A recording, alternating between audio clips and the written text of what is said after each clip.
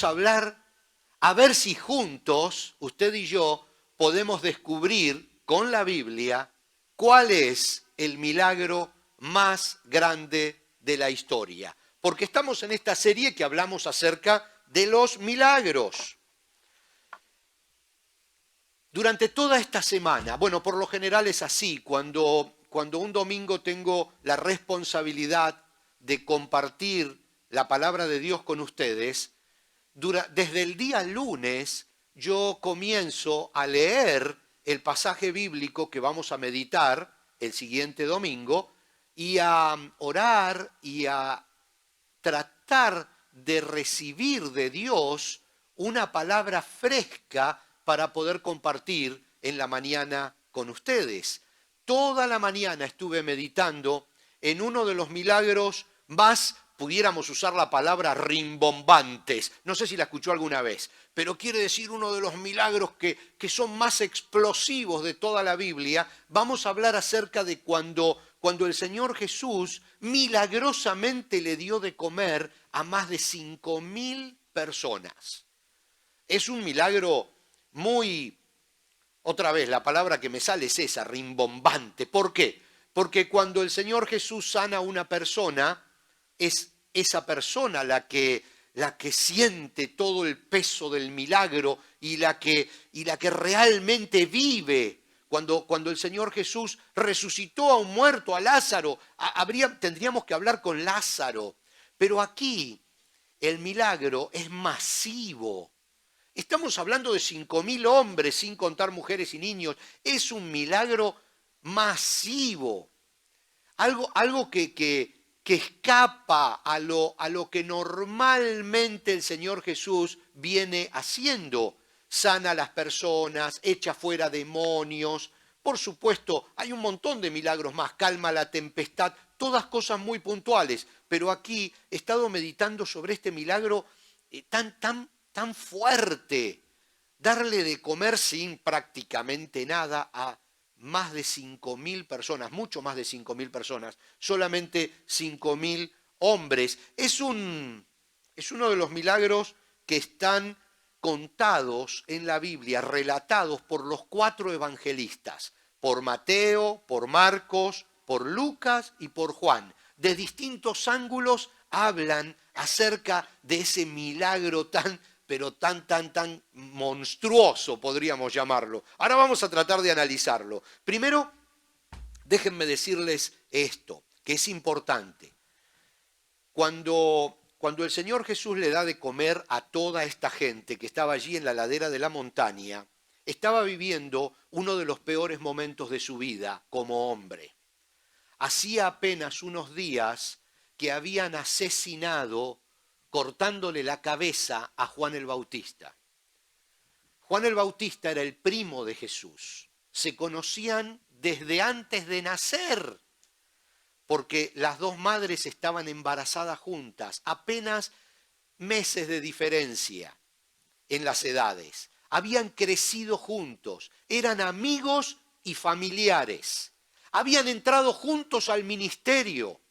Es Juan el Bautista el que bautiza a Jesús, el que le dice aquí el Cordero de Dios que quita el pecado del mundo, el primero que reconoce a Jesús como el Cordero de Dios que viene a morir para cubrir el pecado de la humanidad. Son amigos y acaba de morir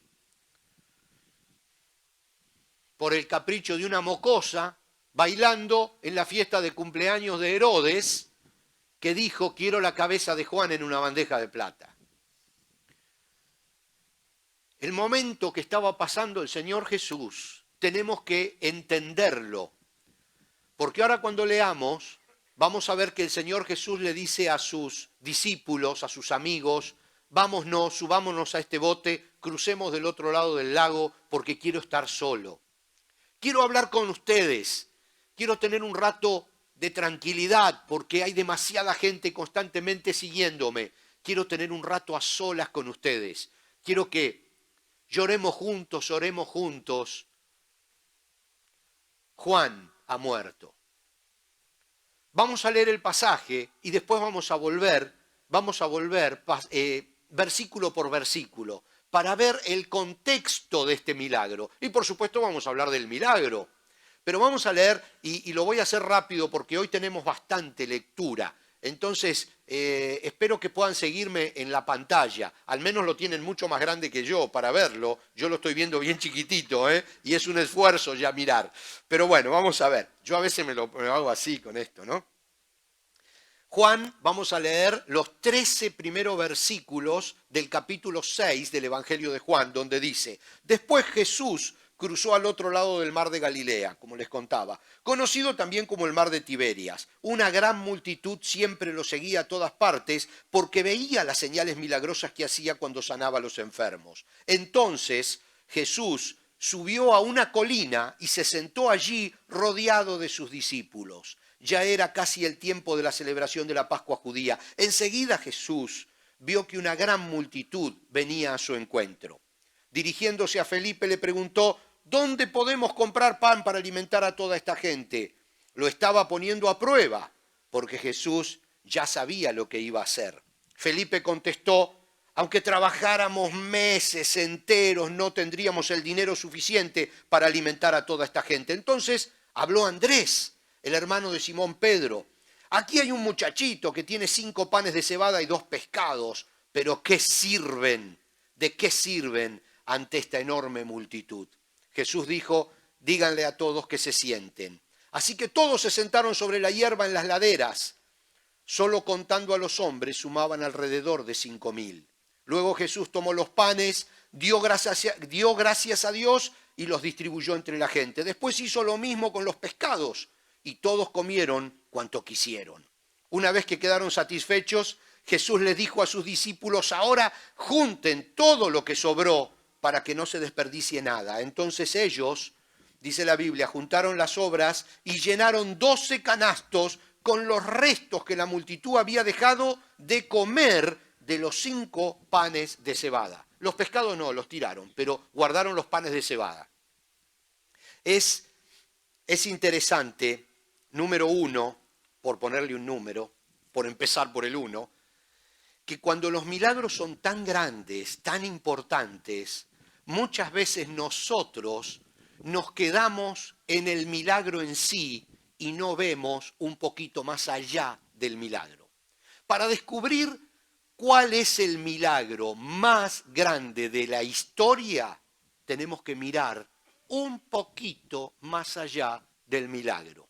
Un poquito más allá. Decíamos hace, un par de meses atrás, en un mensaje, leíamos un pasaje y decíamos: yo quiero que Jesús confíe en mí. No sé si usted se acuerda, pero el mensaje era así: yo quiero que Jesús confíe en mí. ¿Y sabe por qué ese mensaje se llamaba así, que lo compartimos una mañana?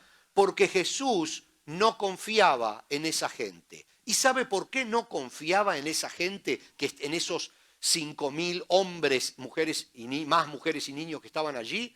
Lo dice también el apóstol Juan en otro pasaje, en el capítulo 2, los versos 23 y 25, dice: debido a las señales milagrosas que Jesús hizo en Jerusalén, durante la celebración de la Pascua, muchos comenzaron a confiar en él, pero Jesús no confiaba en ellos porque conocía todo acerca de las personas. No hacía falta que nadie les dijera sobre la naturaleza humana, pues él sabía lo que había en el corazón de cada persona.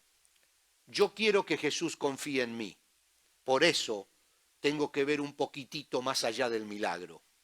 No tengo que permitir que el milagro, por más rimbombante que sea, y usted se va a acordar de esa palabra, me oculte la verdadera enseñanza, porque si no me convierto en uno de estos que Jesús estaba señalando, que lo seguían porque era un milagrero, porque hacía milagros, pero Jesús dice no confiaba en ellos y tenía razón en no confiar.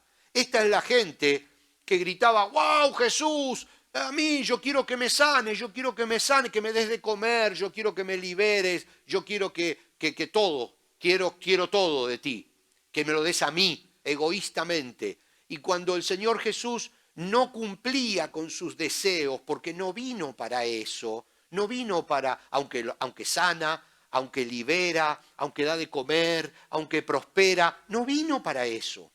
Cuando se dieron cuenta, gritaban, mátalo, mátalo, crucifícalo. Esa gente, esos 5.000 son los que estaban gritando, libera, libera a cualquier otro preso que hay por allí, pero mata a Jesús. ¿Por qué? Porque se sentían defraudados, porque Jesús no era el milagrero que ellos creían. Eso lo hablamos hace un tiempo atrás. Por eso Jesús no confiaba en esta gente, porque esta gente lo seguía egoístamente. Tenemos que tratar de entender a Jesús. Tenemos que tratar de ver cuál es la forma de pensar de Dios para poder ver un poquito, 1 milímetro más allá del milagro. Un poco más allá de ese milagro que nos sorprende, que dice, wow, resucitó un muerto, uy, sanó a un enfermo, uy, le pegó la oreja al centurión que venía a arrestarlo y cuando Pedro se la cortó.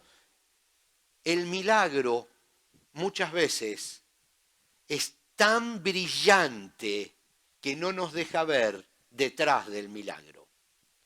Y hoy lo que nosotros tenemos que tratar es ver un poquito más allá. Y por eso vamos a leer parte por parte otra vez este pasaje que acabamos de leer rápido ahora. Dice, después Jesús cruzó al otro lado del mar de Galilea, conocido también como el mar de Tiberia, y una gran multitud siempre lo seguía a todas partes porque veía las señales milagrosas que hacía cuando sanaba a los enfermos. Jesús hacía muchos milagros y él decía, el reino de los cielos se ha acercado, y sanaba enfermos. El reino de los cielos se ha acercado y liberaba a personas que tenían ataduras demoníacas. El reino de los cielos se ha acercado y le daba de comer a los que no tenían comida, porque la gente pensaba que todas esas desgracias eran por causa de que eran pecadores. Y Jesús les estaba diciendo, Dios se acerca a ustedes y es un Dios de misericordia, no es un Dios de juicio.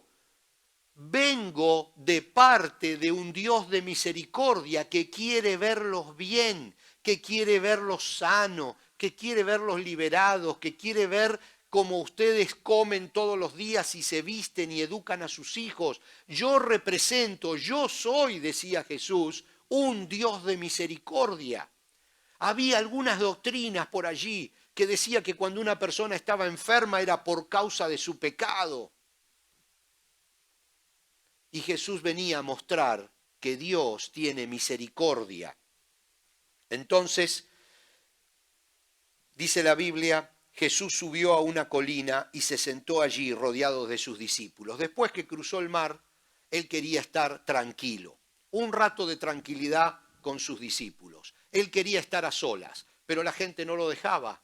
La gente no lo dejaba porque estaba buscando el milagro de parte de Jesús y corrían por las laderas, por el borde del lago, mientras que él andaba en la canoa, los demás iban corriendo alrededor y venían de las demás aldeas porque se había corrido la voz. Y estamos hablando de que Jesús quería estar a solas y dice que subió con sus discípulos y enseguida vio una gran multitud que venía a su encuentro. Quería estar a solas con su equipo. Quería estar a solas con su gente, quería charlar con ellos, estaba entrenándolos, tenía 3 años para compartir con ellos y además estaba atravesando un momento de mucho dolor por la muerte de su primo Juan el Bautista. Y quería estar solo con ellos, pero no pudo, porque 5.000 hombres más mínimo 5.000 mujeres, porque seguían mucho más las mujeres que los hombres a Jesús. Así que digamos que si había 5.000 hombres, mínimo había 5.000 mujeres, y como el control de la natalidad no andaba muy bien en esa época, mínimo había 5.000 niños,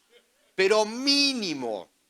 Les digo que hablar de 15.000 personas es un piso. A partir de allí ustedes imagínense la cantidad de gente que pudiera haber. Pero pensemos tal vez en 15.000 personas que había allí. Y esta gente llegó mientras que Jesús, por otro lado, también llegaba con su barca. Y cuenta otro de los evangelistas, Marcos, en el capítulo 6, que cuando Jesús salió de la barca, vio a la gran multitud y tuvo compasión de ellos, porque eran como ovejas sin pastor, y entonces comenzó a enseñarles muchas cosas. Él quería estar con sus discípulos, quería entrenarlos, pero como vio esa multitud, tuvo compasión de ellos, a pesar de que no era su plan, y a pesar de que quería un rato de tranquilidad, y a pesar de que estaba cargado por la muerte de Juan el Bautista. Dice que tuvo compasión de las multitudes y comenzó a enseñarles. Y luego, por supuesto, comenzó o continuó con su plan, con la idea que él tenía. Él quería seguir conversando con sus discípulos, quería entrenarlos. Miren lo que sucede. Regresó a su plan original y, dirigiéndose a Felipe, le preguntó: ¿dónde podemos comprar pan para alimentar a toda esta gente? Así, de golpe. Había 15.000 personas, es un estadio completo. ¿Dónde podemos conseguir pan para alimentar a esta gente? Y dice la Biblia que lo estaba poniendo a prueba, porque Jesús ya sabía lo que iba a hacer.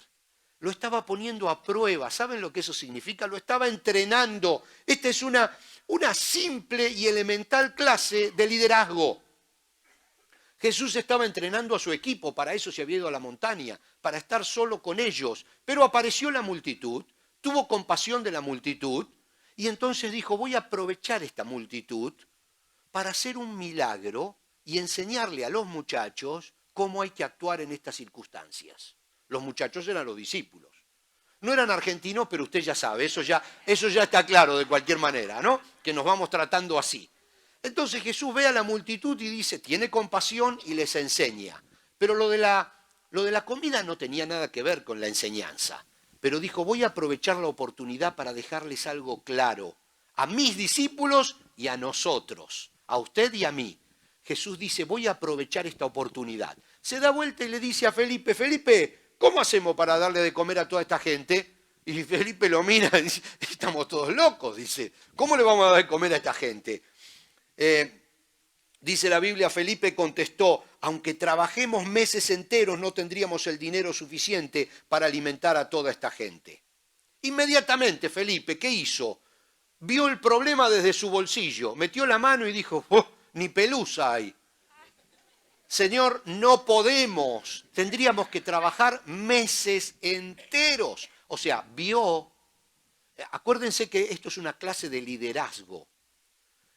Felipe vio el problema desde su bolsillo, desde sus posibilidades económicas. Y entonces Jesús dijo, este muchacho tiene mucho que aprender. Y entonces, ¿quién habla? Dice la Biblia que entonces habló Andrés. Todo lo que leímos recién, ¿eh? Entonces habló Andrés, el hermano de Simón Pedro. Aquí hay un muchacho que tiene 5 panes de cebada y 2 pescados, dijo. Pero ¿de qué sirven ante esta enorme multitud? Venía bien. Fíjense, Andrés, hermano de Simón, venía bien. Porque dijo, hay 15.000 personas para atender. Acá tenemos un muchacho que tiene 5 panes y 2 pescados. Si se hubiera quedado callado, Jesús lo hubiera felicitado. Pero no, agregó algo, porque todavía no sabía bien con quién estaba hablando. Y agregó y le dijo, pero ¿de qué sirven ante esta enorme multitud? Estuvo cerca del resultado, pero también se equivocó porque evaluó sus posibilidades de lograrlo. Evaluó sus recursos y dijo, no, con mis recursos no le vamos a dar de comer a esta multitud. El otro anterior, Felipe, había evaluado su dinero. Andrés había evaluado sus recursos, sus posibilidades concretas, lo que tenía a la mano, los 5 panes y los 2 pescados, y dijo, no, desde mis fuerzas, 5 panes y 2 pescados, no lo vamos a lograr. Casi dio en el blanco, pero habló demasiado. Y Jesús dijo, y ahora vamos a ver la lección de liderazgo que vamos a aprender hoy. Miren, Jesús dijo, díganle a todos que se sienten, así que todos se sentaron sobre la hierba en las laderas, solo contando a los hombres sumaban alrededor de 5.000. Allí se dieron cuenta que era 5.000. Cuando se sentaron, otro de los evangelistas dice, siéntenlos de a 50.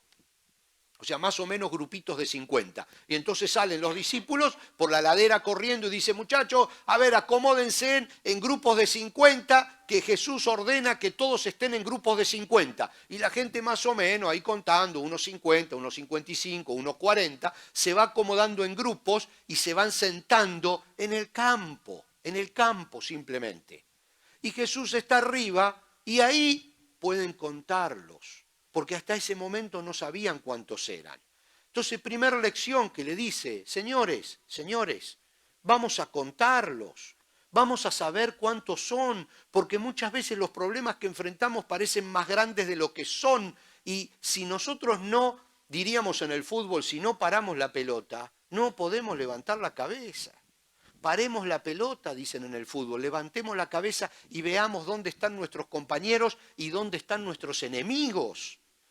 Le dice, el liderazgo, lo primero que hay que hacer es saber a qué nos enfrentamos. Muchos monstruos parecen muy grandes hasta que prendemos la luz, hasta que se hace de día, hasta que empezamos a verlos despacitos. Muchos problemas parecen insolucionables hasta que frenamos un poquito y decimos, bueno, vamos a ver realmente qué es lo que tenemos entre manos. Vamos a evaluar la situación real y vamos a ver cuán grave es y vamos a verla desde distintos ángulos.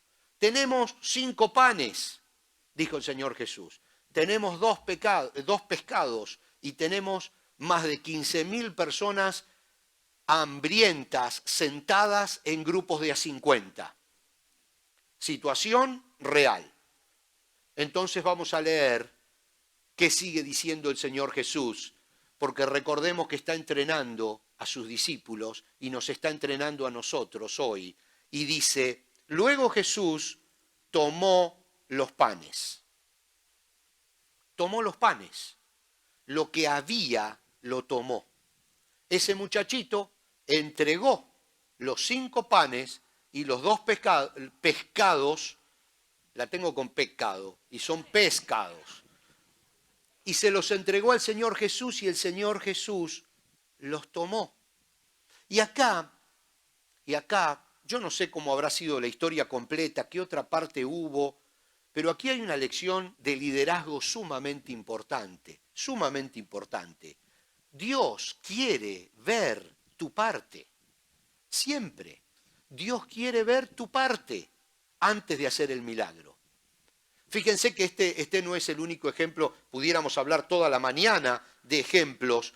Hoy hablábamos en la clase bíblica cuando el pueblo de Israel, a las órdenes de Josué, tiene que cruzar el río Jordán.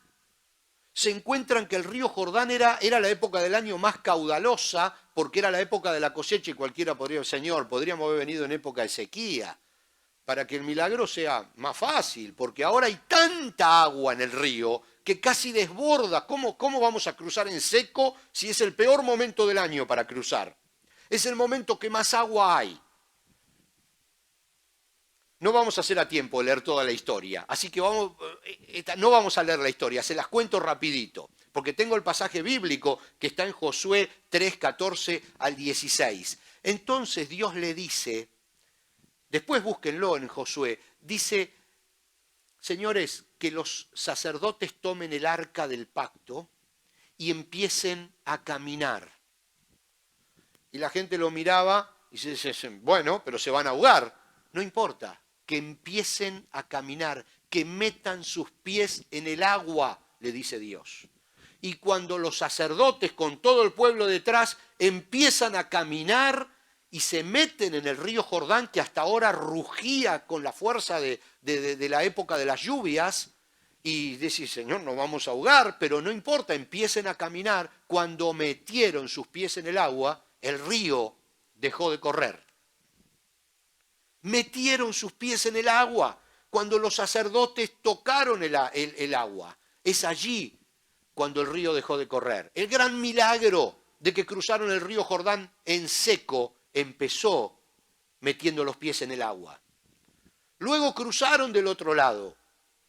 ¿Y con qué se encontraron? Se encontraron con las murallas de Jericó. Y miraron para arriba y dijeron, y esto no es infranqueable. No tenemos ejército, no tenemos pie, nada. ¿Qué pasa? No, es imposible. Y Dios les dijo, señores, den 7 vueltas. Cada día den una vuelta alrededor de la ciudad. Y el 7º día griten y toquen las trompetas. Y la gente se miraría, dice. Sin embargo, las murallas cayeron y es uno de los grandes milagros de la antigüedad. Pero el pueblo tuvo que dar las 7 vueltas y el pueblo tuvo que gritar. Tuvo que hacer lo único que podía hacer, pero tuvo que hacerlo. Era mucho más sencillo que Dios le hubiera dicho a Josué, bueno, Josué, mañana a la mañana el río Jordán va a dejar de correr, van a poder cruzar en seco y cuando lleguen, mientras que ustedes crucen, las murallas se van a ir cayendo y cuando lleguen ya las murallas no van a existir y ustedes van a poder tomar la ciudad de Jericó. Pudiera haber sido así, pero no fue así. El Señor quería que metan los pies en el agua, que hagan lo que podían hacer. Quería ver la parte de ellos. Quería que caminen alrededor de la muralla, quería que toquen las trompetas, quería que griten, porque quiere ver la parte nuestra antes del milagro. Él está enseñándonos que quiere ver nuestra parte. Y no solo eso, tengo otra historia para contarles que va a ser tal vez más ilustrativa todavía que esta.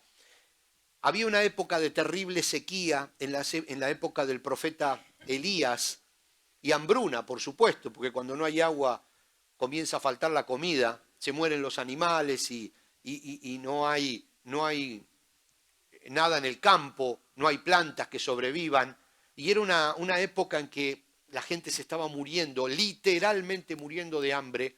Y había una viuda en una aldea, viuda, ya su esposo había muerto, que tenía un hijo, un solo hijo, y que ya no tenían más comida, que tenían comida solamente para un día, para un solo día, y después se iban a morir. Quizás tendríamos que hablar un poquitito de lo que significa morir de hambre, porque es algo muy fuerte. Quizás una madre puede entender lo que significa ver morir a su hijo de hambre. ¿Qué pasó? Llega un profeta, un hombre barbudo, raro, con una túnica blanca, llega caminando con un bastón por el medio del campo y le dice a la viuda, ¿tienes algo de comer? Y la viuda le dice, bueno, no. Dice, pero no, algo te tiene que quedar. Tengo el pasaje para leerlo, pero no lo vamos a leer porque si no, no nos vamos más. Es en Primera de Reyes, capítulo 17. Si usted quiere, después lo puede leer en su casa. Entonces la viuda le dice, no, dice, la verdad que yo tengo solamente un pan, dice, y una vez que lo comamos con mi hijo, ya nos vamos a quedar acostados y esperando la muerte, porque ya no tenemos más comida. Y el hombre con total desfachatez, le dice, está bien, dice, anda y cociname el pan, hacémelo para mí. Dice, yo soy un profeta del Señor y cociname el pan. Y la viuda lo mira. Ahora, ustedes tienen que ponerse en lugar de esa mujer, ¿eh? Su hijo iba a morir por hacer eso. Sin embargo, esta señora va adentro y dice, yo creo en lo que me estás diciendo, creo en que Dios te envió, creo que eres el profeta, y si Dios indica que te tengo que dar el último pan, te lo voy a dar. Y se lo da. Y ustedes tal vez conocen la historia, que terminó toda esa época de sequía y jamás faltó la harina y el aceite en la casa de esa viuda. Y ese es un milagro terrible. Ahora, ¿pero por qué tuvimos que llegar a esa situación tan dramática? Si Elías podría haberle dicho a la viuda, no, tranquila, anda a tu casa y fíjate que las alacenas están llenas de comida.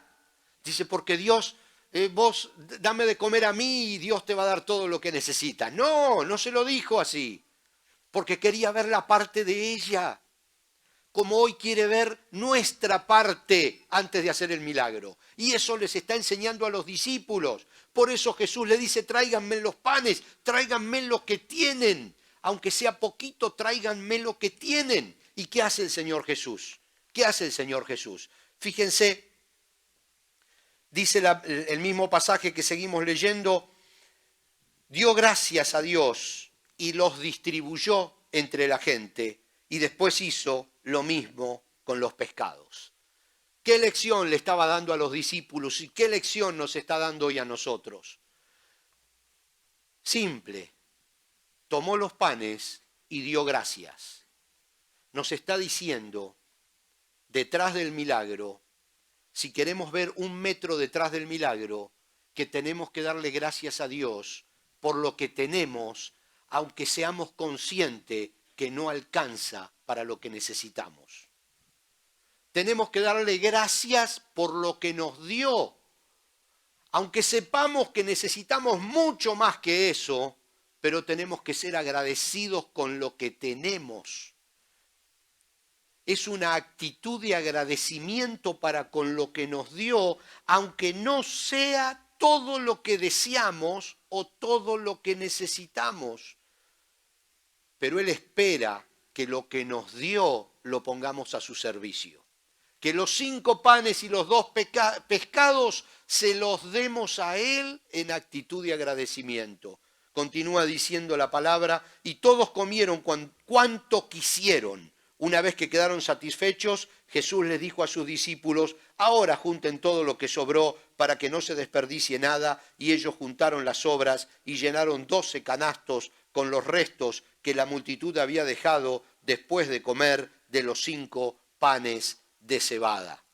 Porque definitivamente Dios nos va a dar mucho más de lo que esperamos, y aquí el apóstol Pablo tiene unas palabras acertadísimas a los Efesios en el capítulo 3 y versículos 20 que dice, y ahora que toda la gloria sea para Dios, quien puede lograr mucho más de lo que pudiéramos pedir o incluso imaginar, mediante su gran poder que actúa en nosotros. Jesús nos enseña una actitud ante la vida con este milagro. Nos enseña cómo tenemos que proceder con este milagro de la alimentación de las 15.000 personas. Primero dice, quiero ver tu parte. Primero dice, quiere que te mojes los pies. Primero dice, quiero que seas agradecido con lo que tienes, porque Él va a hacer lo que te falta. De hecho hay un pasaje que no lo tenemos aquí. Hay un pasaje en la Biblia hermoso que dice, Dios se perfecciona en lo que te falta. Dios se hace grande en lo que te falta. No en lo que tienes, no en lo que ya te dio, porque ya te lo dio, sino en lo que te falta. Cuando tú pones lo que tienes, sea mucho o sea poco, a su servicio. Dice, ¿cuál es el milagro más grande de la historia? Vamos a pensar, alimentar a 5.000 personas es el milagro más grande de la historia. A 5.000 hombres, hablemos de 20.000 o de 15, ese es el milagro más grande de la historia. Abrir el mar es el milagro más grande de la historia. Demoler un muro como las murallas de Jericó. ¿O qué otro milagro? Resucitar un muerto es el milagro más grande de la historia. Tal vez calmar la tempestad es el milagro más grande de la historia. Tenemos ese papelito y yo quiero que... Ahora, bueno, quizás no lo puedes hacer porque estamos medio en penumbras, pero debajo de la pregunta ¿cuál es el milagro más grande de la historia? Dice respuesta y hay una rayita. ¿Sabes qué me gustaría a mí? ¿Qué es lo que yo descubrí esta semana meditando en este pasaje? Que el milagro más grande de la historia tiene tu nombre y el mío. Tú y yo somos el milagro más grande de la historia cuando nos ponemos en las manos de Dios. Cuando ponemos lo poco que somos, los 5 panes y 2 pescados, pero los ponemos en las manos de Dios. Él se deleita poniendo lo que falta. Por eso hay algo que me gustaría que también anotes, que dice, el Espíritu Santo y yo somos mayoría aplastante. Alguna vez lo dije, el Espíritu Santo y yo somos mayoría aplastante. El milagro más grande de la historia, es ver lo que tenemos en nuestras manos. Ser agradecidos con eso que tenemos, sea mucho o sea poco objetivamente hablando, y ponerlo en sus manos. No evaluar el problema que tenemos que enfrentar, no evaluar el río que tenemos que cruzar, no evaluar la muralla que hay que derribar, no evaluar la comida que no hay, no evaluar el problema desde lo que tengo, sino desde lo que Dios puede hacer con lo que tengo. Y esa es la gran diferencia. Y ese es el verdadero milagro. Y eso es lo que hay detrás de un milagro. Porque Jesús quería mostrar que Dios es un Dios de misericordia y que toda la gloria es para Él, porque nunca nos va a dar todo lo que necesitamos para lograr algo. Él va a querer que demos lo que tenemos para lograr algo, y Él se va a glorificar poniendo lo que nos falta a nosotros. Y ya no va a haber murallas, ni va a haber ríos, ni va a haber enfermedades, ni va a haber absolutamente nada más, porque Él se va a glorificar cuando nosotros demos el primer paso con lo poco o con lo mucho que tenemos. No busca que lo podamos hacer, busca que lo querramos hacer y que lo dejemos en sus manos. Y esa para mí es la lección más grande que hay detrás de este milagro. Una lección de vida, una lección de liderazgo, una lección que nos indica que Él quiere glorificarse poniendo todo lo que nos falta para lograr el milagro. Pero los 5 panes y los 2 pescados tienen que ser tu parte. Esa tiene que ser tu parte. Hay que mojarse los pies antes de que el río deje de correr. Hay que gritar antes que caiga la muralla. Hay que arrodillarse antes de ver el milagro. ¿Amén? Nos ponemos de pie.